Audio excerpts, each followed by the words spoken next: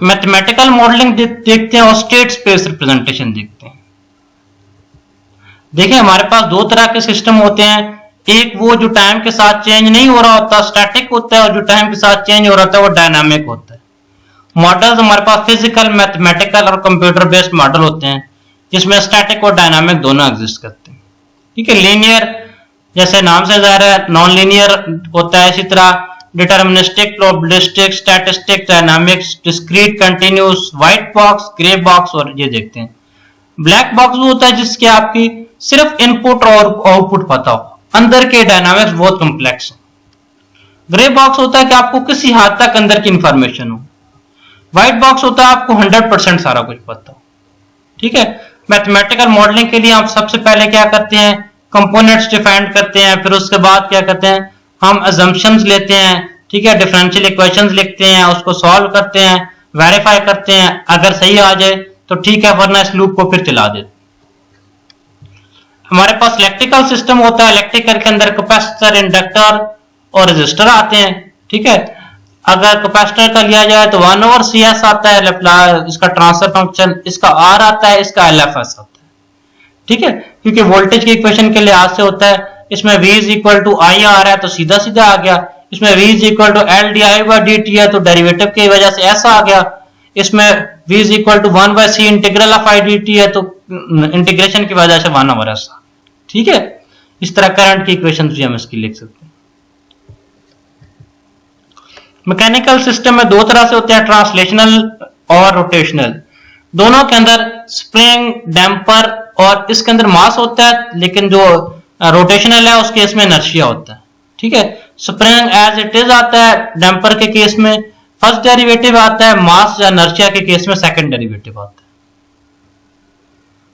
यहाँ पे ट्रांसलेशनल के अंदर फोर्स की इक्वेशन लिखते हैं और तो रोटेशनल के अंदर हम टार्क की इक्वेशन लिखते हैं। ठीक है, टार्क के केस में K आ गया, D of S first derivative आ गया, इनर्शिया के केस में सेकंड डेरिवेटिव आ गया। उस केस में सीधा सीधा डिस्प्लेसमेंट x की फॉर्म में होती है, इसमें डिस्प्लेसमेंट क्या होती है, थीटा की फॉर्म में। वहां वेलोसिटी v होती है, यहाँ वेलोसिटी ओमेगा होती है। वहां आप फोर्स फाइंड करते हैं, यहाँ आप टार्क फाइंड करते हैं। ठीक है, इसी तरह मॉडलिंग करते हुए हम एफर्ट्स और फ्लो को ख्याल रखते हैं। सिमुलेशन कंप्यूटर बेस्ड मॉडलिंग होती है। ठीक है, इससे हम क्या करते हैं, लर्निंग बाय डूइंग करते हैं। इसमें हम क्या करते हैं, सिस्टम की सारी चीजें आर्टिफिशियल बेसिस पे मैनेज कर रहे होते हैं। इसके अपने फायदे और नुकसान हैं, क्योंकि आपको प्रैक्टिकल में वो चीजें नहीं मिलती जो आइडियल सिमुलेशन में आप कंप्यूटर में चला रहे होते हैं। स्टेट स्पेस रिप्रेजेंटेशन में हमारे पास स्टेट इक्वेशंस होती हैं। स्टेट स्पेस जो हम इस्तेमाल इसलिए करते हैं कि हमने ना क्या करना होता है, सिस्टम का ऑर्डर रिड्यूस करना होता है। जितने भी ऑर्डर का सिस्टम हो ना, हम क्या करते हैं, फर्स्ट ऑर्डर की इक्वेशन बना लेते हैं। ठीक है, स्टेट स्पेस का सबसे बड़ा फायदा ये है, जब फर्स्ट ऑर्डर इक्वेशन बना लेते हैं तो उसकी बेस से हम सिस्टम की स्टेबिलिटी, कंट्रोलेबिलिटी, ऑब्जर्वेबिलिटी हर चीज चेक कर सकते हैं। ठीक है, तो उसके बनाने के लिए हम स्टेट इक्वेशंस और आउटपुट इक्वेशंस का सहारा लेते हैं। स्टेट इक्वेशन होती है x dot is equal to ax plus bu और आउटपुट इक्वेशन होती है y is equal to cx plus du। ठीक है, ये स्टेट है। ठीक है, ये आउटपुट है हमारे पास और u क्या है, इनपुट है। ठीक है, ये वेक्टर्स होते हैं। a स्टेट मैट्रिक्स है, b इनपुट मैट्रिक्स है। ठीक है, c जो है वो आउटपुट, c हमारे आउटपुट मैट्रिक्स है और फिर d क्या हो गया, डायरेक्ट ट्रांसमिशन मैट्रिक्स। ठीक है, अगर ब्लॉक डायग्राम से रिप्रेजेंट करें तो हमारे पास देखें इनपुट के साथ देखें x dot is equal to ax है, तो x dot is equal to x के साथ a मल्टीप्लाई कर दिया, इनपुट के साथ b मल्टीप्लाई कर दिया। इस तरह y is equal to cx है, x के साथ c मल्टीप्लाई कर दिया और u के साथ d मल्टीप्लाई कर, y is equal to cx plus du। State internal variable है, तो स्टेट क्या करते हैं, हम x डॉट का इंटीग्रेशन लेके x बना लेते हैं। स्टेट स्पेस में हमारे पास जब हमारे से सारे वेक्टर्स आ जाते हैं तो हम क्या करते हैं, इसकी कंट्रोलेबिलिटी चेक कर लेते हैं।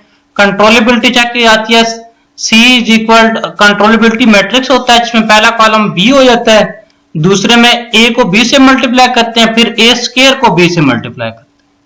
ठीक है, ये वाला मैट्रिक्स अगर फुल रैंक मैट्रिक्स हो तो सिस्टम कंट्रोलेबल होता है। फुल रैंक मैट्रिक्स का चेक करने का आसान तरीका ये है कि उसका डिटर्मिनेंट चेक करें। अगर डिटर्मिनेंट 0 है तो वो फुल रैंक नहीं है, ठीक है। या रैंक होता है नंबर ऑफ लीनियरली इंडिपेंडेंट रोज और columns but which is minimum, जो उनमें से कम होता है।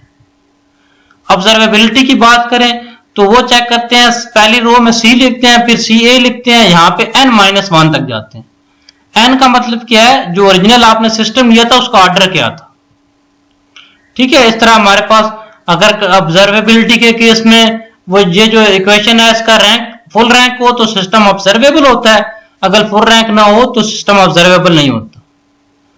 कंट्रोलेबल फॉर्म में अगर हम इस तरह से इक्वेशन लिख लें ना, अपर डायगोनल सी हो और डायगोनल के ऊपर 0 से ऊपर अपर डायगोनल हो और नीचे वैल्यूज हो, ए मैट्रिक्स को इस तरह लिख लें तो हम इससे भी चेक कर सकते हैं, और ऑब्जर्वेबिलिटी में ए मैट्रिक्स को हम इस तरह लिख लें, इससे भी सिस्टम ऑब्जर्वेबल होगा, ठीक है। ए की अगर आइगन वैल्यूज निकाल लें, वो आइगन वैल्यूज जो हैं वो उसकी बेसिस पे हम अगर वो लेफ्ट ऑफ प्लेन में है या नेगेटिव है तो सिस्टम स्टेबल होगा, अगर इसी तरह लेफ्ट ऑफ में नहीं है, कोई एक राइट साइड पे भी चली जाती है तो सिस्टम अनस्टेबल होगा, सही है। आप करंट ट्यूटोरियल्स को सब्सक्राइब कीजिएगा, फिर मुलाकात होती है। अल्लाह हाफिज।